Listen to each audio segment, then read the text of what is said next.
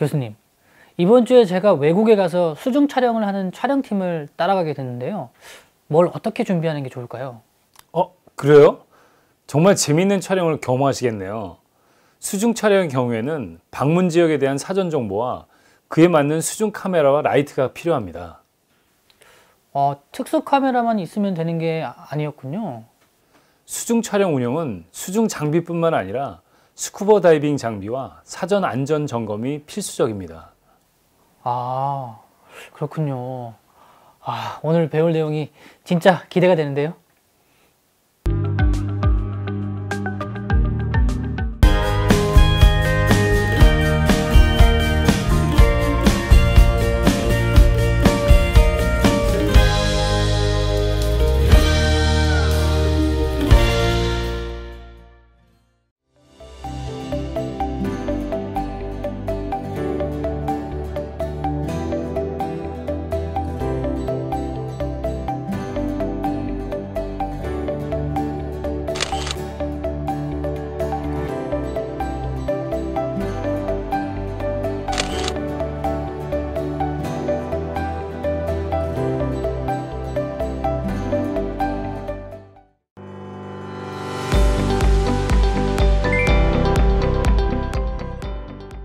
대기를 구성하고 있는 공기는 질소와 산소가 약 4대 1의 비율로 혼합되어 있습니다. 우리가 숨쉬는 공기 중 대부분인 5분의 4를 차지하고 있는 질소는 우리 몸의 조직에 존재하며 어떤 조건에서든 영향을 줍니다. 특히 압축된 공기로 호흡을 하는 다이버들에게 큰 영향을 줍니다. 부력은 물체를 액체 속에 넣으면 중력과 반대 방향으로 그 물체를 들어 올리는 힘을 말합니다. 이때 물의 무게가 물체의 무게보다 무겁다면 물체는 뜨는데 이것을 양성 부력이라고 하고요. 가볍다면 가라앉는데 이것을 음성 부력이라고 합니다. 만약 물체의 무게와 물의 무게가 같다면 뜨거나 가라앉지 않고 물속에서 떠다니게 되는데 이것이 바로 중성 부력입니다. 수중에서 다이버는 공기를 매개로 마스크 너머의 물체를 바라보게 되는데 이러한 물과 공기층과의 굴절류의 차이로 33% 확대되어 보이고 25% 정도 가까워 보입니다. 또한 물은 햇빛의 파장도 흡수하거나 굴절시키는데 수심에 따라 흡수되는 파장도 달라지게 됩니다.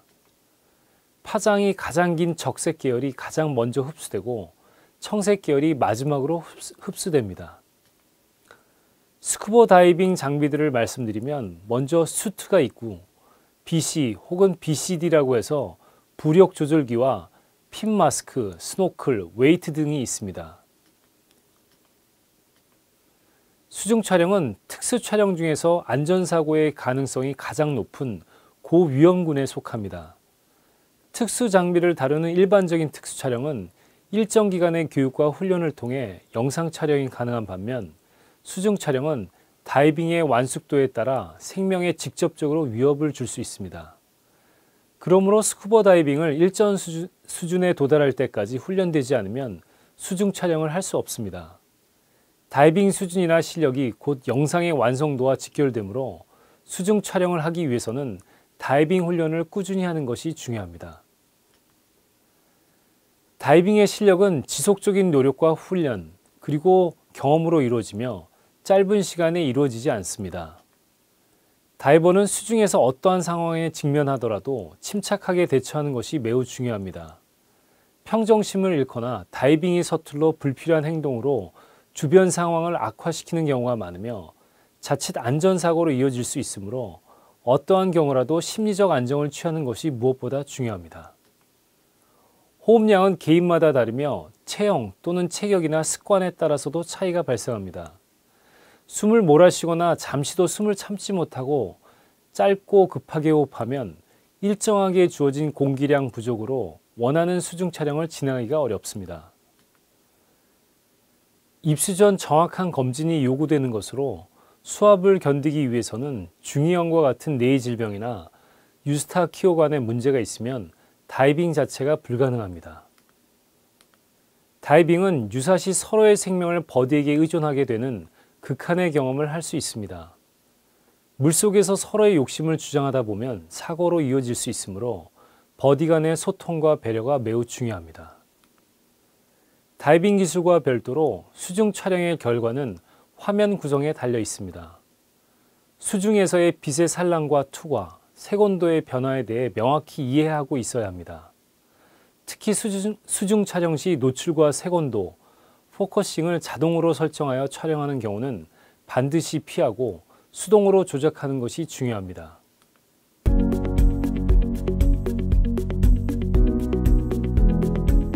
수중 촬영의 기본은 다이빙에서 시작하므로 입수 전에 장비와 몸의 안전 상태를 반드시 확인하여야 하며 철저한 준비만이 사고 예방을 할 수 있습니다.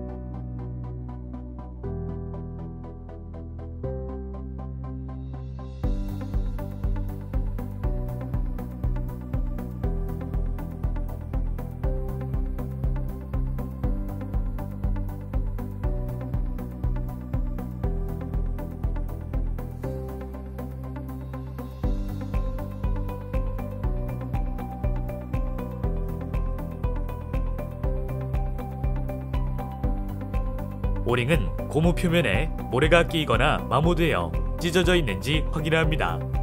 손가락으로 비벼보면 촉감으로 손상 정도를 알 수 있으며 침수를 막기 위해 그리스를 얇게 도포해야 합니다. 공기 탱크는 BC의 뒷면에 결합하고 BC 스트랩 등의 사용에 문제가 없는지 확인해야 합니다.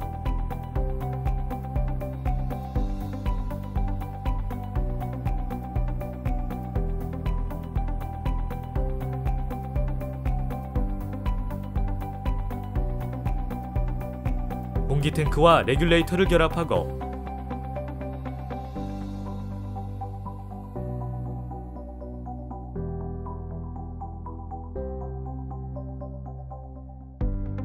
탱크의 탭을 열어 공기를 방출시킵니다. 레귤레이터에 달려있는 진압계를 통해 공기 탱크의 양을 확인해야 하며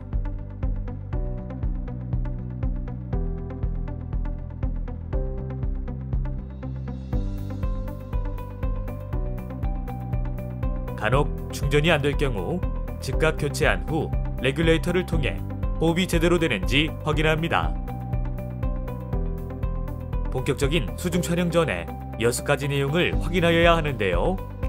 첫째는 다이빙에 필요한 공기의 양이고, 둘째는 다이빙 수심이며, 세 번째는 공기 탱크의 잔량으로 안전하게 출수해야 하는 상황을 주지해야 합니다.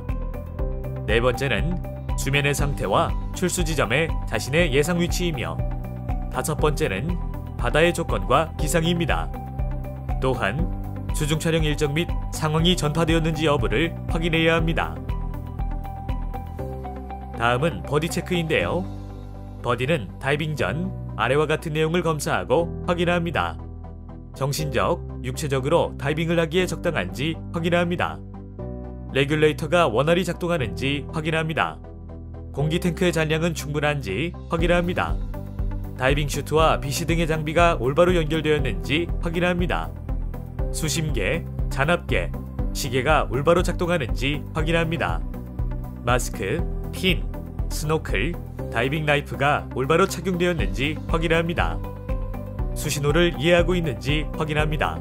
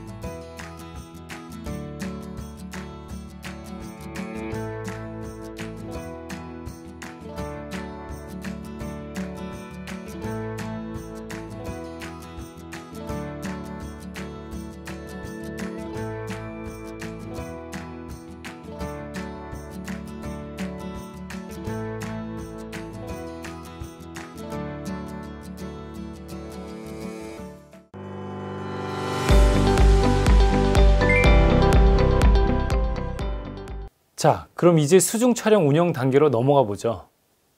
그 수중 촬영에서는 지상 촬영과 다르게 이해해야 될 특성이 있나요?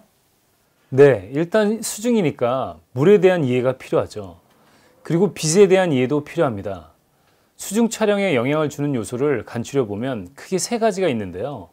이어지는 다음의 내용을 잘 살펴보시기 바랍니다. 수중 촬영은 지상 촬영과 달리 물과 빛에 대한 이해가 필요합니다. 수중 촬영에 영향을 주는 요소로는 세 가지가 있는데요. 먼저 수중 투명도입니다. 물속은 정도의 차이가 있으나 어디든 부유물이 떠다니고 부유물이 많을수록 빛의 진행에 방해를 주게 되므로 결국 투명도가 저하됩니다. 그러므로 수중 촬영의 성공 여부를 결정하는 것은 물속의 상태, 즉 투명도에 따라 좌우된다고 할 수 있습니다. 연안에 가까울수록 투명도가 떨어지며 깊은 바다로 나갈수록 투명도가 좋아집니다. 그러므로 이러한 투명도에 따른 촬영의 방해 요소를 제거하기 위해서는 최대한 피사체에 접근해야만 합니다. 수중 촬영에 영향을 주는 요소 두 번째는 부유물 제거를 위한 근적거리입니다. 카메라와 피사체 사이에 부유물이 적을수록 깨끗한 영상을 얻을 수 있습니다.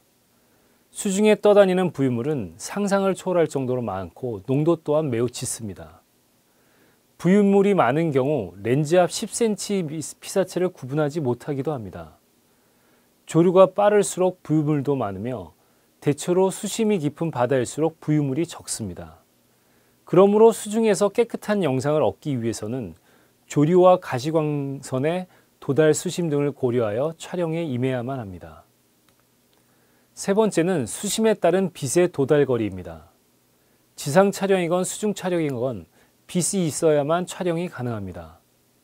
수중에서는 빛이 수중으로 입사하는 각도, 촬영 시간대, 광질, 즉 맑은 날이냐 또는 구름낀 날이냐에 따라 수중의 상태가 달라지게 됩니다.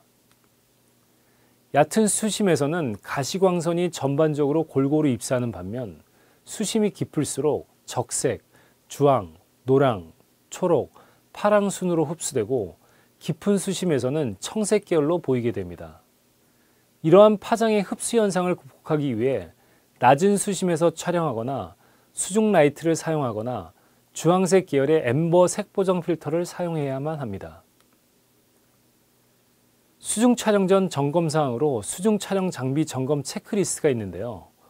바로 하우징, 오링, 하우징 포트, 연결 케이블 확인, 모니터, 조명, 마이크 상태를 꼭 점검해야만 합니다.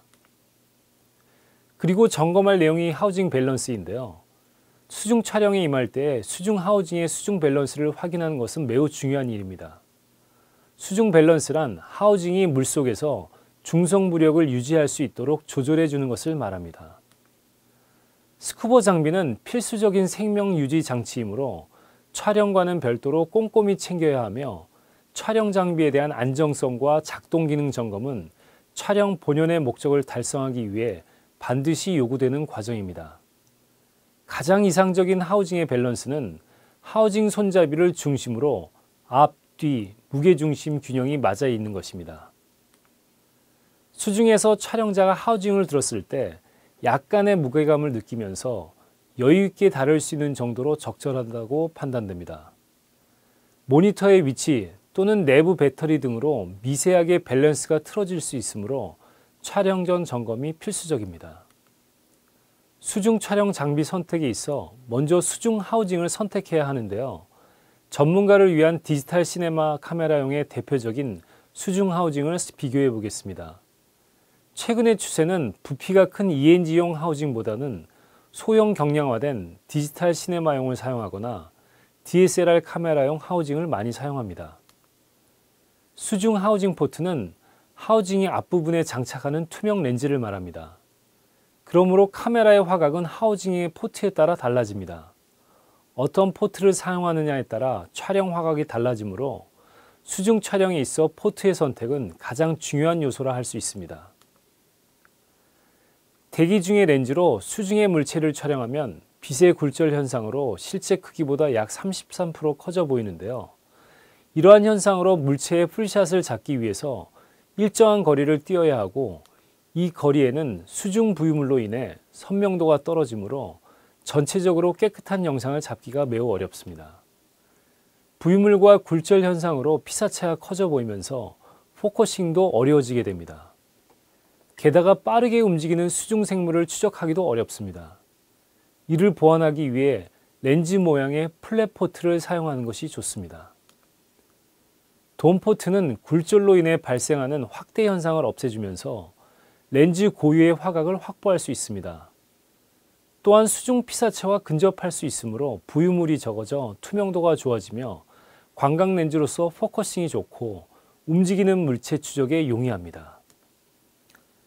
플랫포트를 사용하는 이유는 과장된 원근감을 사용하지 않으면서 예술적 영상 구현이 가능하기 때문입니다.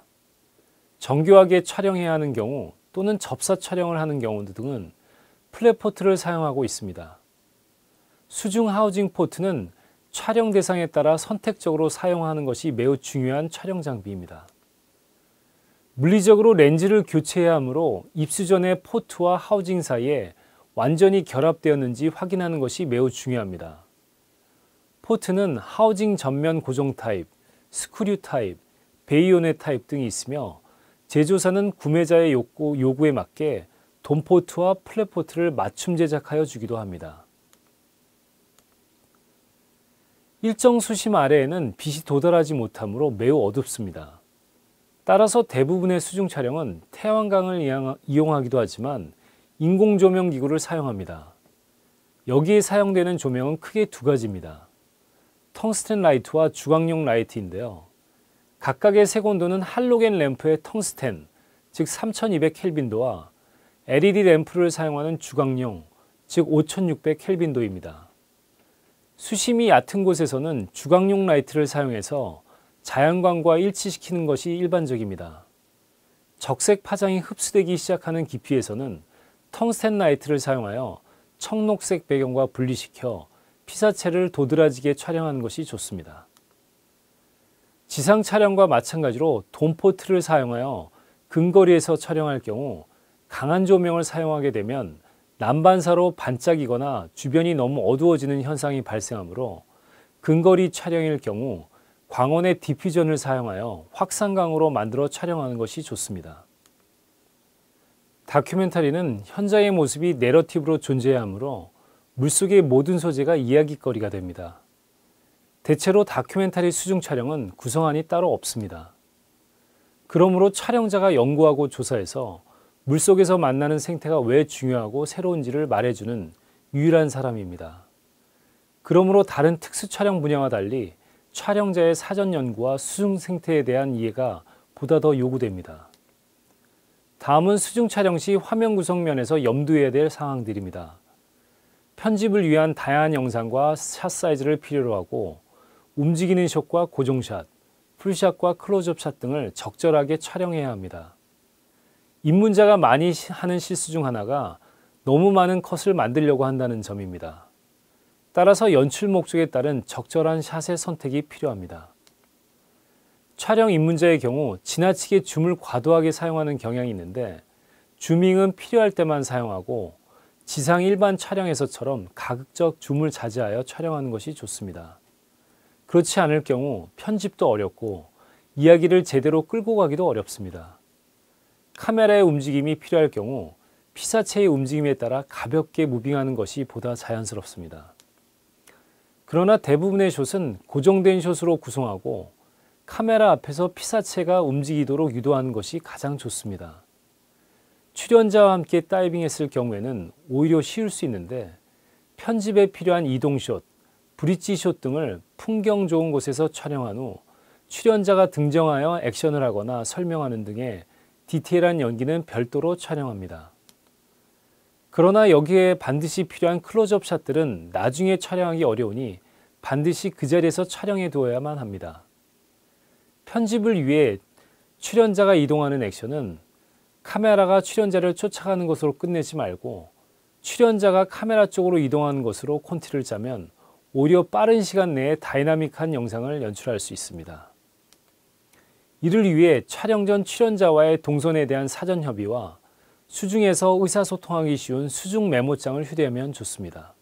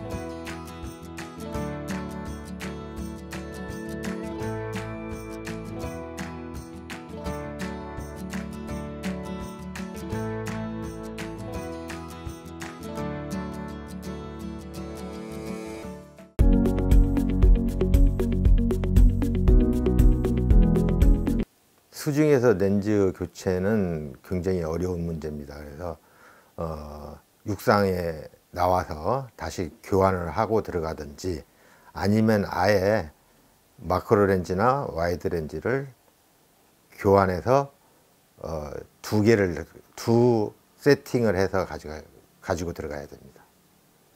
그거는 촬영 목적에 따라서 미리 정해지든지 그렇지 않으면 현지 포인트에 어떤 어종이나 어떤 환경인지를 알고 들어가는 정보를 얻고 들어가는 겁니다. 그래서 예를 들면 인도네시아 코모도라든가 이런 데서는 와이드 렌즈가 주로 사용되지만 필리핀의 아닐라오 같은 포인트는 마크로가 주로 생물들이 많기 때문에 마크로 렌즈를 해가지고 가는 게 훨씬 유리하다고 생각합니다. 그거는 뭐 옛날에는 다 5mm 웨슈트를 입고 들어갔지만 요즘은 20도 이하, 수온이 20도 이하에는 드라이 슈트, 그 외에 열대지방의 다이빙 포인트는 대부분이 3mm나 2mm 슈트를 입습니다. 뭐 특별한 기준은 없고 수온에 따라서 예를 들어서 수온이 20도 이하라든가 우리나라 같이 동해안의 차가운 바다에서는 드라이 슈터가 입는 거가 원칙이고 그 다음에는 열대지방 이런 데서는 2mm나 3mm를 입으면 됩니다. 특별한 기준은 없습니다. 보통 탱크 하나에 200바 정도 충전이 되는데 수심에 따라 물론 시간의 그 차이는 있습니다. 근데 레크레이션 다이버라면 1시간, 50분에서 1시간 내에 다이빙을 수중에서 견딜 수 있습니다. 촬영에 몰두하다가 보면 자기 공기 잔압을 체크하지 못하고 감압을 하지 못하고 올라오는 경우도 종종 발생할 수 있습니다. 그때가 가장 위험한 상태라고 말씀드릴 수 있습니다. 뭐 모든 게 다 중요하죠. 중요한데 일단 제한된 시간에 촬영을 마쳐야 되기 때문에 공기의 잔량을 수시로 확인하고 주위에 동료가 가까이 있는지도 확인을 해야 될 것입니다. 그 다음에 장비로 이 얘기를 하면 장비는 사전에 뭐 배터리라든가 메모리 카드라든가 이런 거 여유 있게 준비해 가면 요즘에는 기술이 발달해서 오랫동안 사용할 수 있기 때문에 큰 문제는 되지 않을 것이라고 생각합니다. 요즘에는 LED 라이트도 있고 뭐 스트로브도 좋은 것들이 많이 있어서 옛날같이 어려움은 크게 없습니다. 동영상을 촬영할 때는 당연히 지속등 라이트를 써야 될 것이고 스틸 촬영을 한다면 스트로브를 사용하게 되는데 색온도가 가장 중요하다고 할 수 있겠죠. 색온도는 보통 3500에서 4000 켈빈 정도 주광 라이트가 가장 많이 사용하고 있고 지속등 라이트는 LED로 요즘에는 뭐 할로겐을 사용하지 않으니까 LED를 사용하게 되는데 백색광 5000 켈빈이 넘지 않는 그런 라이트를 선택하면 될 것입니다. 물론 당연히 차이가 크게 나죠. 육상 환경하고 수중 환경의 차이, 예를 들면 물의 굴절이라든가 비스 반사라든가 수면에서 반사 이런 것들이 가장 중요하게 작용을 합니다. 그래서 거기에 대한 사전 기본적인 지식을 가지고 있어야 훌륭한 사진을 찍을 수 있을 것입니다. 육상에서 쓰는 카메라를 수중에서 쓰는 거기 때문에 하우징이라는 것은 카메라의 집이라고 생각하시면 됩니다.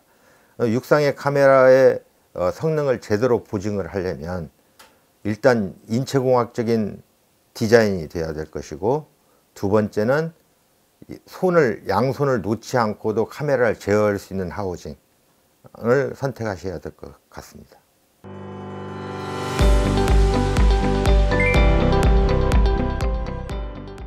오늘 수중 촬영에 대해 배우셨는데 어떠셨나요?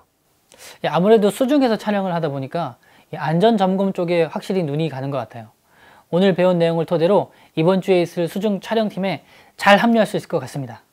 네, 수중 촬영은 스쿠버 다이빙과 장비를 잘 운용해야 하고 특히 안전사고의 가능성이 높으므로 철저한 준비와 계획이 밑받침되어야 한다는 것을 잊지 마시기 바랍니다.